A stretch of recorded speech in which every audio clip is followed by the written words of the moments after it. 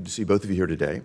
Undersecretary Fernandez, I'd like to start with you, if I might, and share with you an experience that I've had. I think we let your team know that I would be checking in with you on this, but this has to do with something I experienced when I was serving as U.S. Ambassador to Japan in the region. It came to my attention that a deepwater shipyard, the Hanjin shipyard at Subic Bay, was under bankruptcy. And as I read about it, the two bidders in the bankruptcy process were both Chinese names. I had my team check into it, both CCP-affiliated bidders for this deepwater shipyard in a very strategic location in the South China Sea. That evening, I called up the Secretary of the Navy, and I asked him if he wanted to be the secretary that got Subic Bay back for America, because I'd lived in the region when we lost it, or was he going to be the one that allowed it to go to the Chinese Communist Party? He said, "I'll do whatever we need to do." There was no existing infrastructure to deal with this. We had to be very creative, but working together with our State Department, of course, Japan, and the Philippines. And we had to go all the way to Duterte to get this addressed. A long story, we were able to go in and deal with this.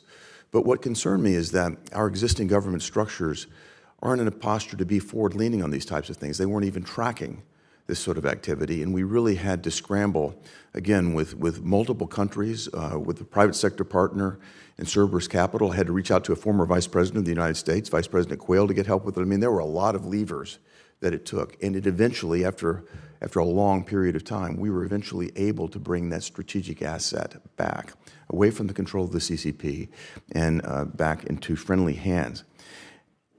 I wanted to find out your perspective, Undersecretary, and what we might have learned from that, and are there opportunities to be more forward-leaning to address these sorts of either opportunities or challenges, depending on how you perceive it? Thank you for your question, and really thank you for reaching out on this. This is exactly the kind of cooperation that we're looking for. Look, we've talked about it already. Countries are looking for alternatives.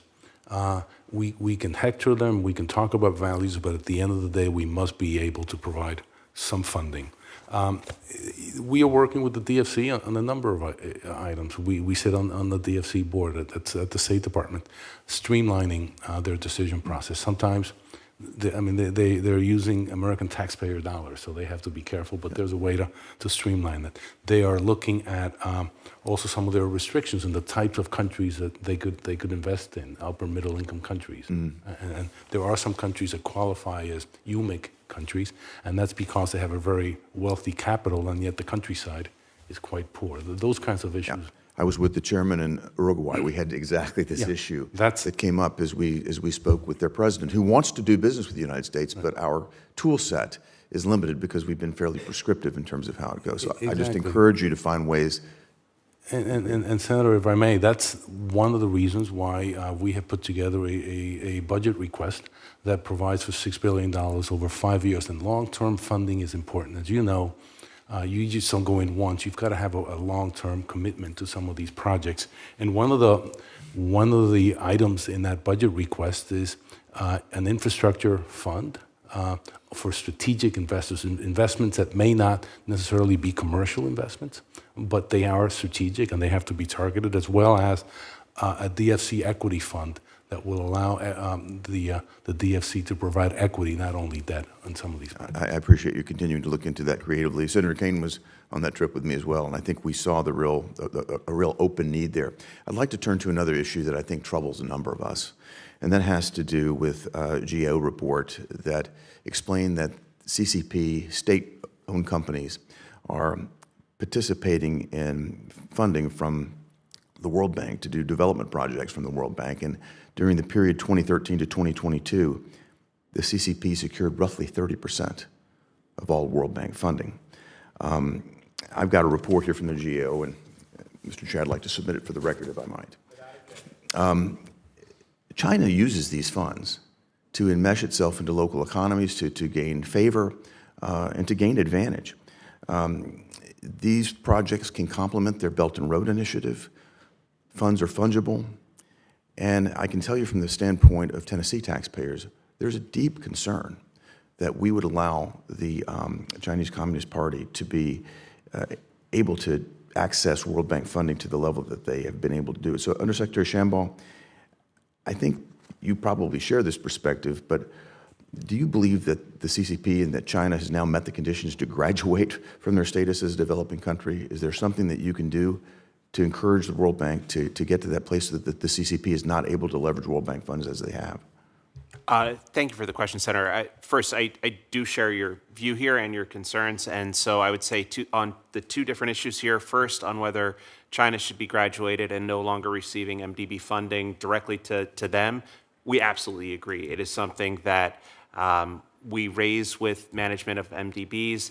The amount of lending going to China is declining.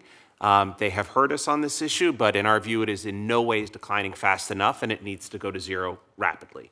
And so 100% share your views, and we communicate this regularly to the management of the MDBs. On the specific issue of procurement, where Chinese SOEs are receiving a lot with regards to the GAO report you mentioned. This is something Treasury's been working very hard on. What we've tried to push on all of the MDBs, on the one hand, is more of a value-based procurement method, because this is one we think, instead of looking only at the upfront cost, think of the true value to the project. That's something where U.S. firms... Risk-weighted value, I might add. Exactly.